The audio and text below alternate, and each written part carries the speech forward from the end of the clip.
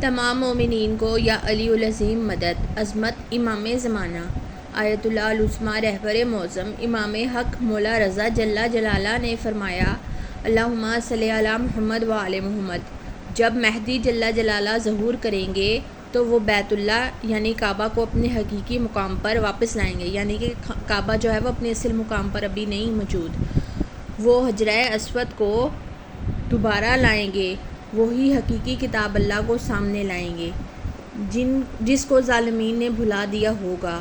وہ محمد و علی جل جلالہ کی وہ شان بیان کریں گے جس کو سن کر مومن کا دل شاد ہوگا اور منافق کا سینہ پھٹ جائے گا۔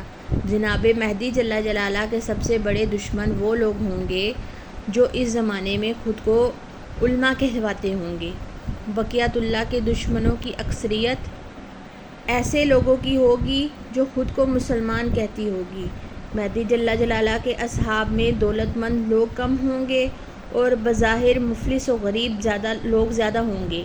مہدی جل جلالہ ان افراد کو قتل کریں گے جو اپنی پرستش اور تقلید کرواتے ہوں گے۔ ابھی آپ دیکھ رہے ہیں نا، کتنے لوگ اپنی پرستش بھی کروا رہے ہیں اور تقلید بھی کروا رہے ہیں، جبکہ پرستش اور تقلید کا حق صرف وقت کے امام کا ہوتا ہے، اور ان کو بھی قتل کریں گے جو انسانوں کی پرستش اور تقلید کرتے ہوں گے، اور جو لوگ جو ہیں وہ انسانوں کی پرستش اور تقلید کر رہے ہیں امام کو چھوڑ کر، وہ بھی قتل ہو جائیں گے۔ جناب مہدی جل جلالہ شریعت مہدی کو نافذ کریں گے اور وہی حقیقت شرعی احکام جاری کریں گے۔ امام جل جلالہ ان افراد سے جنگ کریں گے جو خود کو دین کا مالک، دین کے ٹھیکیدار سمجھتے ہوں گے۔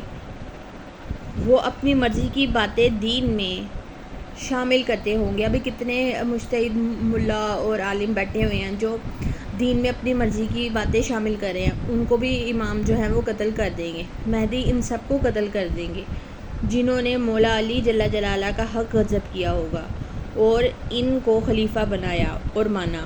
یاد رکھو کہ جس نے توبہ کرنی ہے اور ہماری حق مودت ادا کرنے کی کوشش کرنی ہے، مہدی کے ظہور سے پہلے کرے۔ اب مودت کیا ہوتی ہے؟ مودت یہ ہوتی ہے کہ اہل بیت سے خالص ہو جانا، ان کے دشمنوں سے قطع تعلق خالص کر لینا اور ان کے دوستوں سے جو ہے وہ تعلق رکھنا صرف۔ مہدی جل جلالہ کے آنے کے بعد کسی کی توبہ قبول نہ ہوگی اور کسی منکر کو معافی نہ ملے گی۔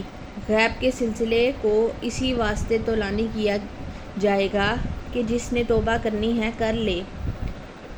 ہمارے قائم کے قیام کے بعد کسی کو مہلت نہیں ملے گی اور اس روز تمام مہلتیں ختم ہو جائیں گی۔ پس مہدی جل جلالہ اپنوں پر رحم فرمائیں گے اور غیروں پر عذاب نازل فرمائیں گے۔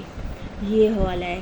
اب دنیا کے مسئلے ہوں یا آخرت کے مسئلے ہوں یا معرفت کا مسئلہ ہو یا کسی بھی قسم کا دین میں کوئی مسئلہ ہو، امام سے ہمیں رجوع کرنا چاہیے۔ امام کے سوا کسی انسان کی پیروی اور تقلید نہیں کرنی چاہیے، اور اہل بیت کے گھرانے سے خالص مودت کرنی چاہیے۔ مودت ایسے کہ ان کے دشمنوں سے خالص طور پر قطع تعلق ہو جانے چاہیے، کیونکہ یہی مومن کا جو ہے نا حق ادا کرنا اہل بیت کے عشق میں ہوتا ہے۔